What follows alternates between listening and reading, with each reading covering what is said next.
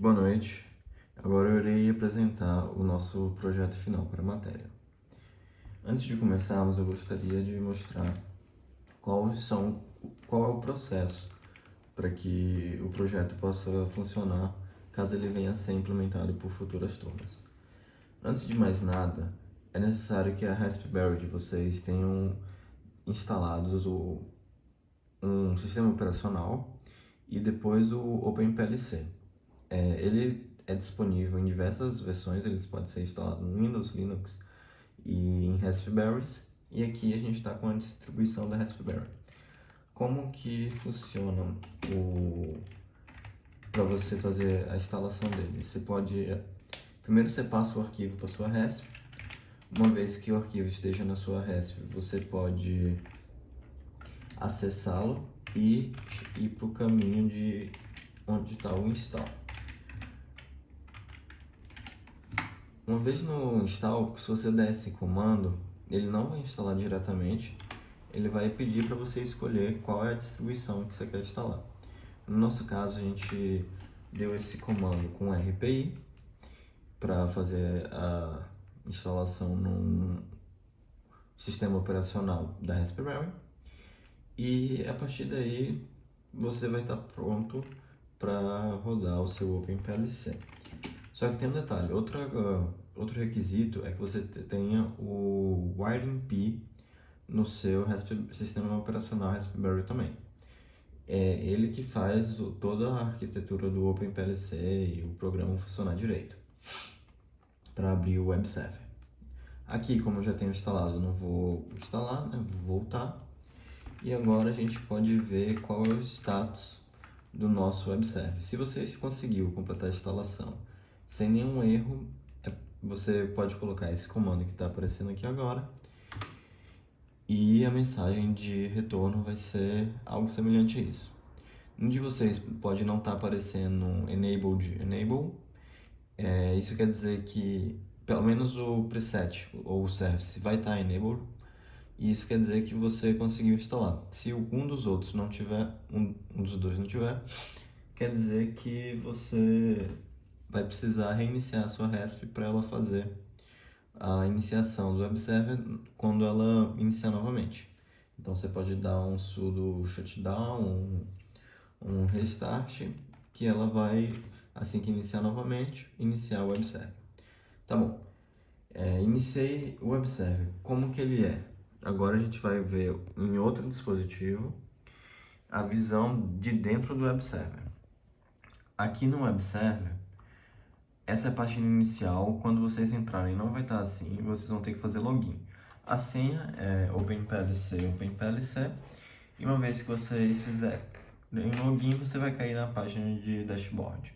Aqui no dashboard você vai ver os logs do que você está tentando fazer, mas para rodar alguma coisa você tem que vir aqui em Programs.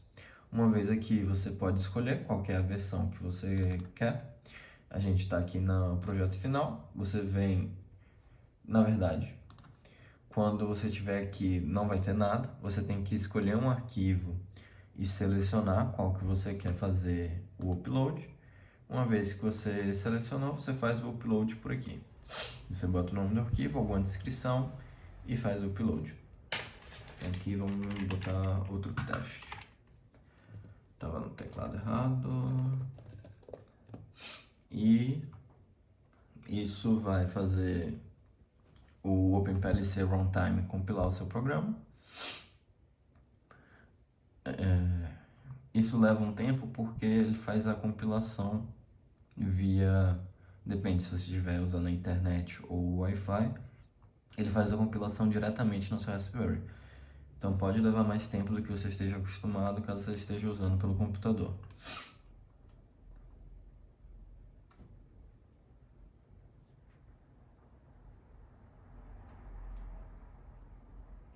Uma vez que terminou de compilar, ele aparece a opção fica clicável, você clica nela e a gente volta para o dashboard, que é onde você pode dar o start do PLC.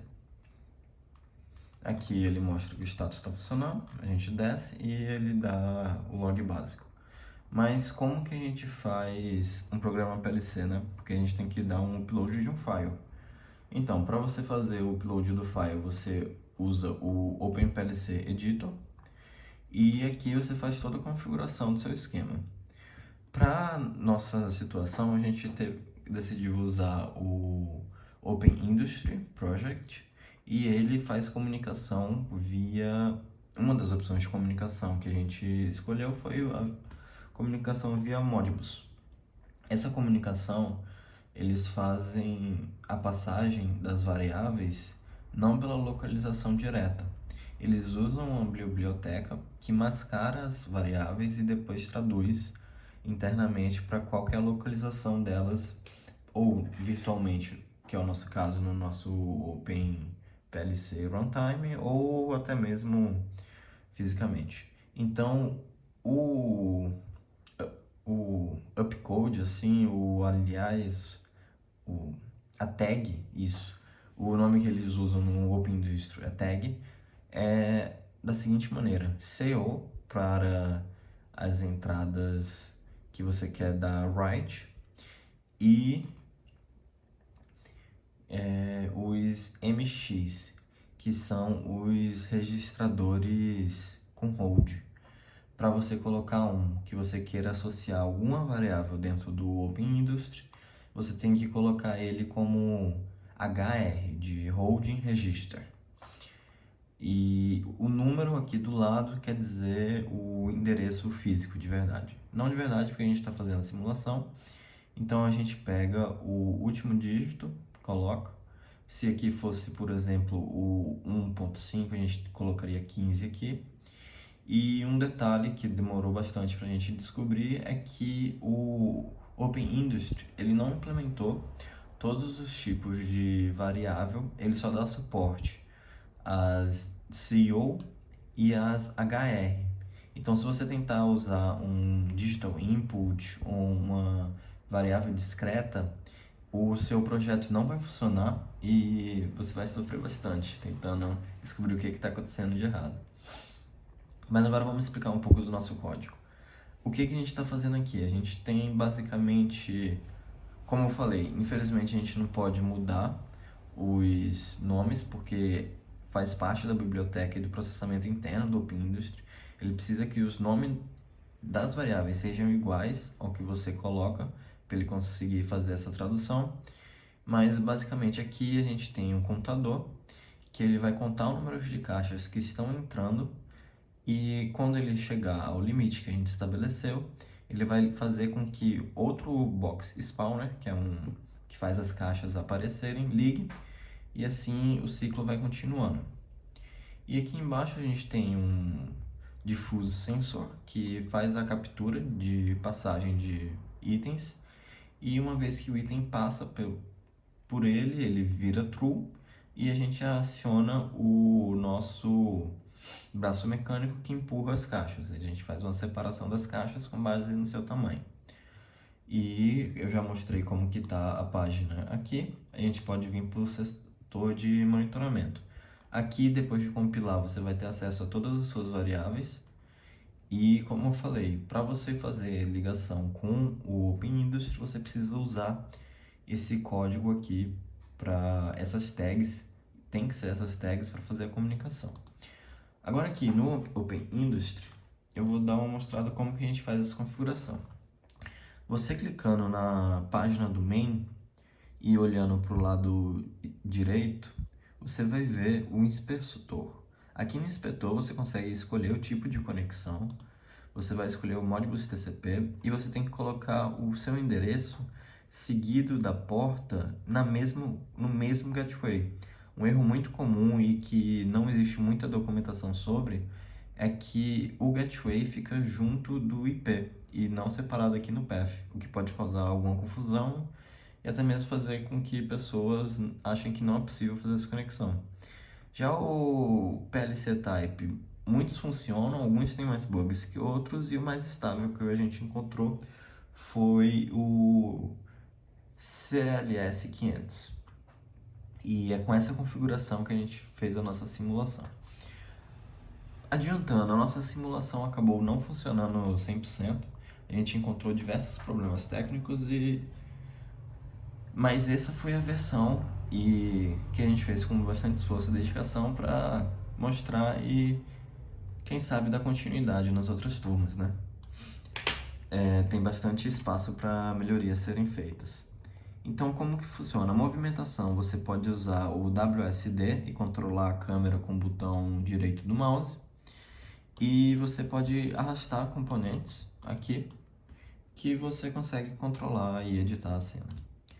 Mas vamos para nossa simulação. Como que ela está funcionando?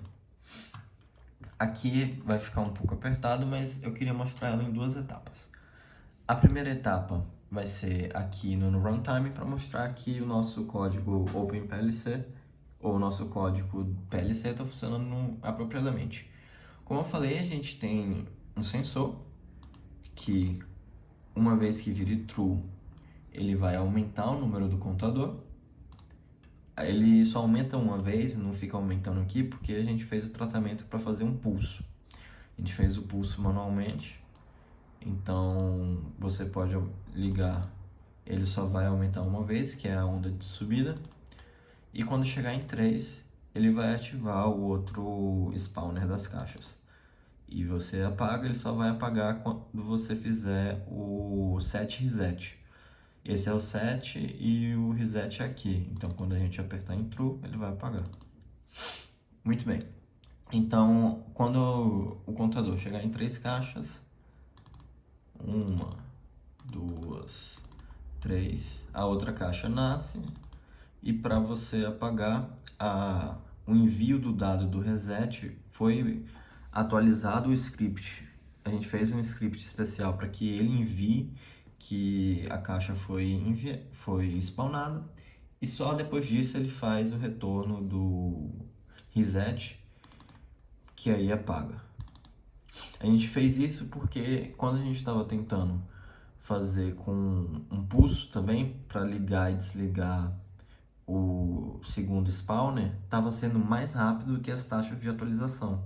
A taxa mínima de lá é de 100 milissegundos e o pulso tem um intervalo de tempo bem menor que isso. Então, a gente fez um tratamento no script. Eu posso até dar uma mostrada aqui no script para vocês. Esse é o nosso script personalizado. A gente fez um tratamento para que, no final das contas, ele mantenha esse sinal ativo por 200 milissegundos, para dar tempo do spawner entender o que aconteceu e fazer a caixa aparecer. Mas vamos lá, vamos começar a mostrar a simulação rodando. Se a gente der play, as caixas vão começar a aparecer. O sensor está desativado, um momento. Aqui o sensor está ativado. É possível ver o laser dele interagindo com as caixas. Quando não tem nada, ele fica vermelho. Quando aparece, ele fica amarelo. E a partir daí, a gente, quando chega em 3 caixas, a outra caixa aparece. E a gente vem para a segunda parte do nosso projeto.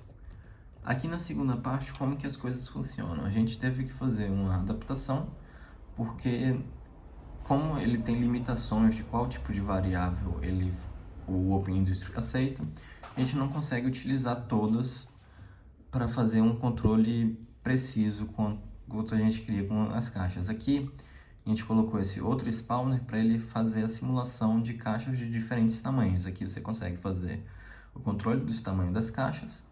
E quando a gente dá play, dependendo do tamanho da caixa que for nascer, a gente empurra ela para um lado ou para o outro. Aqui está acontecendo um bugzinho, que por isso que ele estava desativado. Mas quando a gente dá play, se a gente prestar atenção no laser, quando ele fica amarelo, a caixa é grande e ela é empurrada para o lado. Quando ele permanece vermelho, a caixa é pequena e segue para o seu rumo final, que é o que a gente pode ver aqui. Caixas pequenas para um lado, caixas grandes para o outro. Perfeito. E essa foi o nosso trabalho, essa é a nossa simulação. Tudo continua rodando aqui no OpenPLC Runtime. E a gente Perdoa aqui que eu acabei trocando os teclados, mas a gente pode ver aqui que o sistema está rodando na Raspberry Pi e esse foi o nosso projeto. Espero que vocês tenham gostado. Uma boa noite a todos.